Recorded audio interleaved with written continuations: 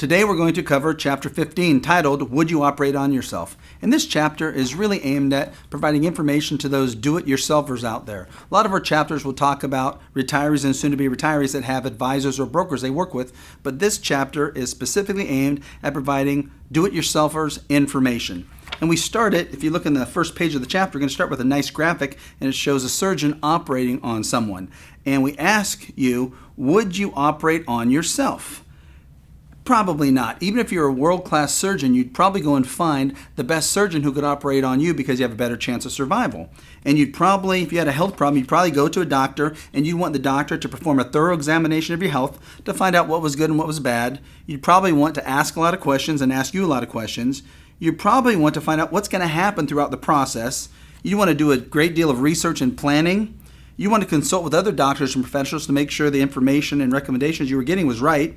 You want to make sure the doctor had a tremendous amount of experience in the area they could help you with. You probably want to make sure they had a high rate of success with a large number of clients that they work with. You probably want them to explain the entire process to you, answer every question you have, even multiple times if you keep asking it. You probably want to make sure they put his or her recommendation in writing in a way that you can understand what they're going to do to help you. Have the professional staff to service your non-surgical needs. Probably want them to perform the surgery using only top-of-the-line components, state-of-the-art, top-of-the-line, up-to-date components. You probably want them to follow up with you frequently after the surgery, and you probably want to make sure they're accessible for the rest of your life after the surgery. Well, your health is extremely important, but don't you think your finances are also? And if you're trying to perform all of the financial activities, all the financial planning, all the investment planning for yourself, you're probably making a lot of mistakes, and in some cases mistakes you didn't even know. So one of the goals is to first get you to agree that your finances are as important as your health, because if your finances go, there's a great possibility your health's going to go also. In a lot of cases now, your finances need to be maintained so you can even afford to pay for health costs or health premiums. What we want to do then is look at, during the accumulation mode, someone taught you either read or you went to a seminar or at work, you were told how to accumulate assets, and that's what really the do-it-yourselfers do. They become really good at becoming asset accumulation experts, almost as good as the stockbrokers and the financial advisors. And they're taught to invest for the long term. They're taught to ride out the volatility, the ups and downs. They're taught to stay invested so the losses can potentially be recovered at some point in the future, and not to take any money out of their account, which those are the rules to be really, really good at asset accumulation. But those are the rules that make you terrible at retirement income distribution, which is stage 2, which is where you're at because you're retired or soon to be retired. So those rules are reasonable when you're working, but they're extremely unreasonable now that you're retired. So some do-it-yourselfers, we know they love to manage the assets. They love the excitement, the fire of the stock market up and down, up and down. But the problem is, this is their life. This is your life. And you only have a certain amount of assets that are going to be available to you between now and the time you pass away. And if you're married, I doubt if your spouse likes to go through the same excitement that's caused by the volatility that you do. Am I right? Whether you're the spouse that hates the volatility or the spouse that loves the volatility, the spouses typically don't agree on that. So what we see is that by focusing on the activity of asset accumulation, most do-it-yourselfers, they're going to focus on simply that, getting the highest rate of return without regard to volatility or losses. Well, we also find that they fail to establish goals, they fail to establish objectives, they fail to establish timeframes, and more importantly, they fail to establish written plans. If we know right now one investor works with an advisor and makes decision based on goals, objectives, timeframes, and a written plan, and a second advisor or a second investor doesn't work with anybody, they don't have as good of a chance for success. Or if the do-it-yourselfer makes those own decisions without a written plan, they don't have as good of a chance for success. So we always like to ask a do-it-yourselfer, what do you want your money to do for you? And they typically respond, they want a specific portfolio value at some point in the future, or they want a specific annual rate of return. And although those responses are reasonable, that really is about accumulating assets. That's not defining what they want their money to do for them. That's basically defining what they want their money to do. Two separate things. So we then will ask them if they want a specific portfolio value or a specific annual rate. We ask why, and they really don't have an answer. They just say specifically that that's the goal that they had, and it really wasn't caused by anything or created by anyone, and we then let them know it doesn't have anything to do with maximizing their financial success during retirement time. We then ask to see their written plan for exactly how the portfolio is managed and how it's going to be managed in the future and what are their results. And it doesn't matter who is managing the portfolio, they never have a written plan. No do-it-yourselfer ever says, this is exactly how I'm going to manage my money, and here's the results I expect, and here's the results I have received. So it means they don't have a plan. And if they have a spouse, not having a plan makes it very, very difficult for the spouse to be happy with what a do-it-yourselfer is doing. Even if they're managing money really, really well, it's very difficult if you don't have a plan. We then ask to see that plan, and we want to know, okay, going forward, how much risk are you taking? What are the goals? And when does liquidation or new purchases occur? And when are they planning that each new asset is going to be bought and sold?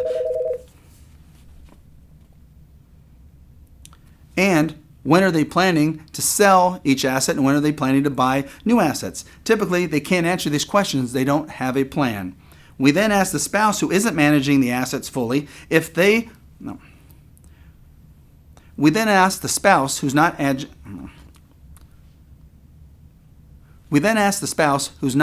the money if they fully understand what the do-it-yourselfer is doing. And the typical response is they have no idea and they're not comfortable with it. So then we ask them, what would a specific portfolio value or rate of return do for them and their family? And the typical response from a do-it-yourselfer is they don't have a response. They don't know what it will do for them and their family. All they know is that they'll hit their goal of a specific portfolio value or a specific rate of return. We then ask them whether they will start taking consistent income from their portfolio once they hit that value or return. And they typically answer maybe or not sure, or even worse, it'll be a good time to review then. So they're looking at their assets as an asset accumulation mode, stage 1, versus income distribution, stage 2, and they're in retirement time. We then ask them if they have a specific time period to attain the portfolio value or rate of return. We remind them then of what we call the 4,913 days of nothing. The typical answer is that they're hoping for 12 months, 2 years, or 5 years. They can't say for sure because they have no idea when they're going to hit those specific goals. There's no guarantee of growth on their assets. But then we ask them the most important question of all, and that question is, will attaining their specific portfolio value goal or specific annual rate of return portfolio goal give them the maximum annual income they can receive, and will it give them guaranteed lifetime income that will last for as long as they live and as long as their spouse lives? And the answer is always no, because the way they're managing their portfolio now, they do not get those guarantees. It's not based on income, and it's not based on income that will last forever. And these questions are very tough. They might be very uncomfortable for many do-it-yourselfers, but we have to go through them. And it's important to realize you would never operate on yourself, so why would you then manage your own money? It's the same thing. So what you need to do then is take several steps. The first is find an advisor who specializes in retirement income distribution planning, not asset accumulation planning, but retirement income distribution planning.